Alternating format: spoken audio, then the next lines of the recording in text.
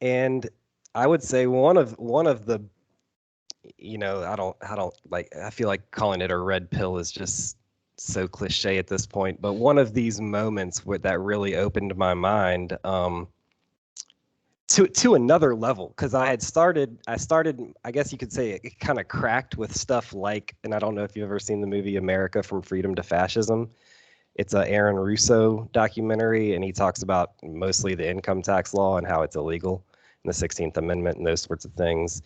And then, just coming at this whole conspiracy thing from a money angle. That was how I got into it. Learning about the Federal Reserve, how it's not, it doesn't have any government oversight. It's quasi public, quasi private.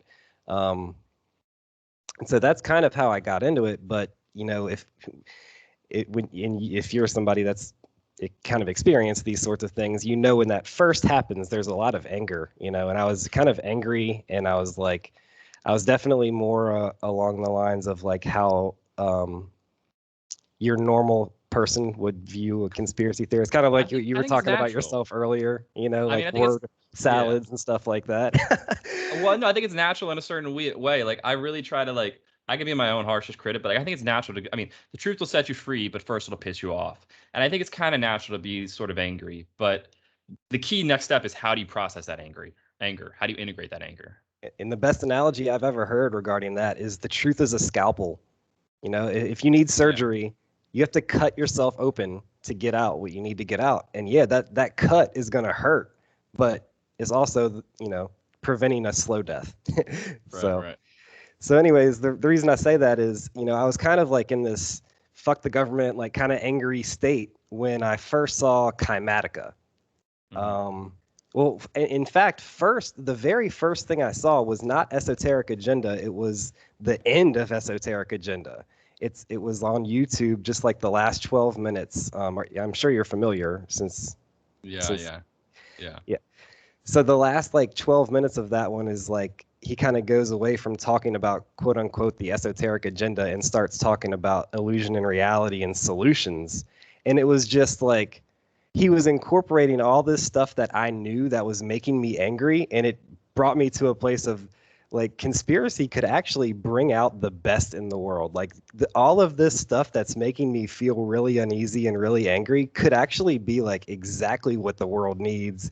And if we kind of push through it and do it in a real way, in a nuanced way, and have these types of conversations, um, I'm like the most optimistic conspiracy theorist I know, and I feel like there's almost like a conspiracy above the negative conspiracy to like bring us through. I know that Well, sounds I mean, I was just frou editing frou Paul. or whatever. No, no, but like, there's a lot of truth that I was editing Paul Check today for the podcast clips, and Paul really made this astute point of like, you need darkness for the light to exist, right? Or else, it's the idea of yin and yang, It's and the this, balancing act. yeah, the darkness helps us recognize what is good, as he said, and so um, they are playing a role, and they have a choice to play that role, but we can see that role as one of constructive and beneficial to the greater collective. And I think that's always going to exist in this universe. I think that's just kind of, to get real heady here, I think that's part of this entire this our known universal design. I do believe in the multiverse theory, or this, being basically infinite. So I think in this universe, though, like, light and dark will always exist to a certain degree, but it doesn't mean we can't, you can reduce the darkness. I think we're overly, it's this idea of balance and moderation. And like, I think this school of earth, you want to call it, like, I think there's an overly amount of dark, we need to have a purging. We need to balance it out. And I think that's what's going on right now. And I think, I obviously want it to happen in the most loving, positive, constructive way. Um, but I'm only one man, and I've learned more and more how important the power of numbers is. And, it's just so important, all these different agents and media and conduits to how we shift the collective. It has to be, I really just hope we can get enough of the right ideology. And I think it's happening because, like you said, these people, like, for instance, even the term conspiracy, like, for instance, to me, like Joe Rogan and like Russell Brand, for instance, two big name figures who are really shifting the collective.